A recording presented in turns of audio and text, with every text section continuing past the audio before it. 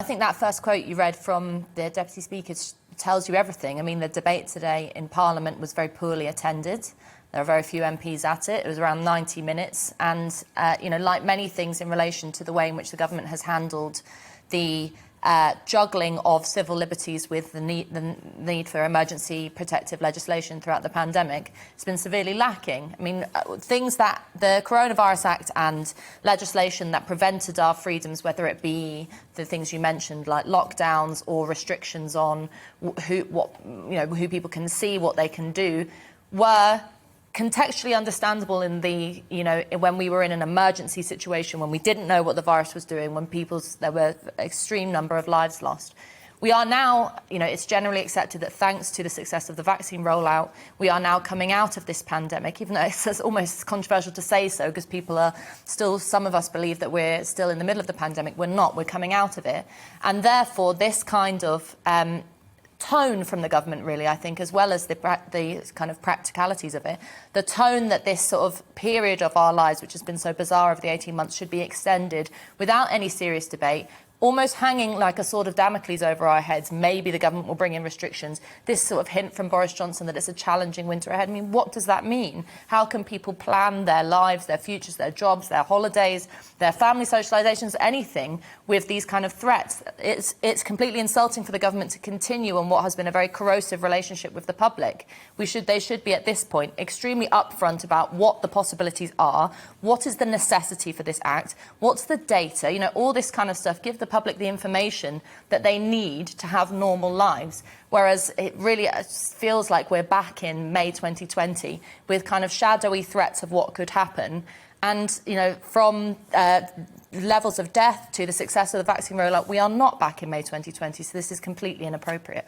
Yeah, Vicky, one of the things that I find fascinating, about this whole corona situation is how we've suddenly become comfortable with so many of our basic liberties being taken away from us. It's almost happened kind of slowly catch your monkey. Before you know it, we're having to seek permission almost to be granted by Parliament to do the most basic of things that if we rewound, say, 2 years ago, we would find this situation unimaginable. What's your thoughts? Well, it's amazing, really, what people have put up with. But it was a serious crisis. It was a very dangerous period. And I think people have accepted that for quite some time now and altered their lives accordingly. But I think there is a point where you begin to wonder why you need some of those powers to carry on, as the government has just managed to get Parliament to approve. And it makes you wonder what it is that they're worried about for the future. And I think, again, I have to agree with Ella that when you hear that this is going to be a tough winter, when in fact the government itself and Boris Johnson himself said, Freedom Day, back to normality, all you guys go back to work, encouraging civil servants to do the same, schools reopening. But yes, of course, we have the vaccine, which is now making a big difference. But the real worry is that we have eased all those restrictions. And here we are with these extraordinary numbers now of new cases, with deaths increasing, with our cases being 3 to 5 times higher than some of the countries in Europe. So are they extending those powers because they think it's going to be pretty tough? And maybe those restrictions shouldn't have been eased as they have been. And unfortunately, the population, we were talking earlier about individual responsibility. Everyone has assumed that it's all over. So few people wear masks on the tube, even though they're supposed to wear masks on the underground. And they're mixing as if nothing has really happened. And yet a lot still is happening. Of course, there is an inquiry. There has already been one from the select committee that said that many mistakes were made on this and loads of lives were lost.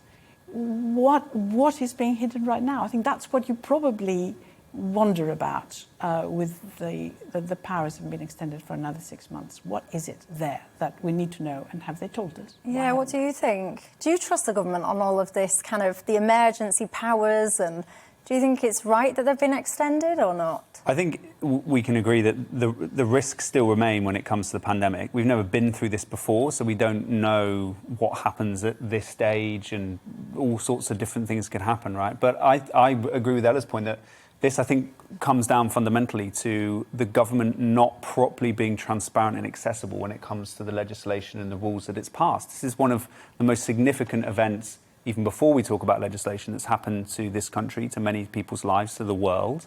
The legislation that's passed, as we've recognised here, is extraordinary and in many ways could be used in ways that really crack down on our civil liberties. There has not been enough scrutiny over that, not enough accessibility toward the government for citizens being engaged in it. And we have to look at the way Parliament has acted at times. I don't think that MPs have scrutinised, for example, the human rights implications of some of the legislation that's been passed, right?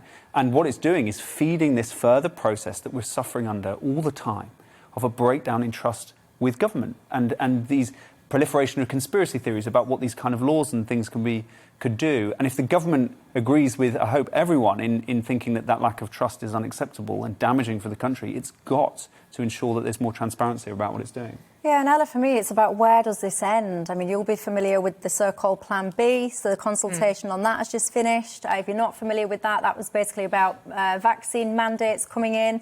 Of course, we've seen legislation around mandatory vaccines in various settings, such as care settings. You know, to me, the goalposts of this are just continually changing, and it's that concerns me. Yeah, well, last week on your show, you covered the lessons learned report in which the government kind of came out and said, oh, look, we know that we did wrong and we're kind of slapping ourselves on the wrists. But it's nonsense, because the lesson that they haven't learnt, never mind kind of, pointing the finger about a few people like Matt Hancock around care homes or things like that, is that the one thing that has been handled very badly throughout the pandemic, there have been great successes like the vaccine rollout, but the thing that's been handled very badly is, as Laurie says, this lack of trust with the public and the inability to harness goodwill within society. At the start of the pandemic, as an example, you had thousands of people signing up to volunteer in all kinds of different ways. You had huge public sentiment that was about coming together, in superficial ways like the clapping for carers that's been much maligned, but also in serious ways around community organising for helping vulnerable people that we're shielding. And, there has also been huge public support for getting through this virus, so there has been large amounts of compliance. No, not everyone, even though the headlines have been panicking about it, have been out having parties on beaches and breaking lockdown rules. Most people took this very seriously. And now, as we're coming out of a period into emergency, but into another period of slight uncertainty, rather than harnessing that goodwill and saying, right, guys, this, we have to take this seriously, and we're going to be able, we're going to trust you to do lateral flow tests, to wear masks where it's relevant, to do whatever that, rather than mandating it, the government is going in heavy on this kind of continue of a coercive approach.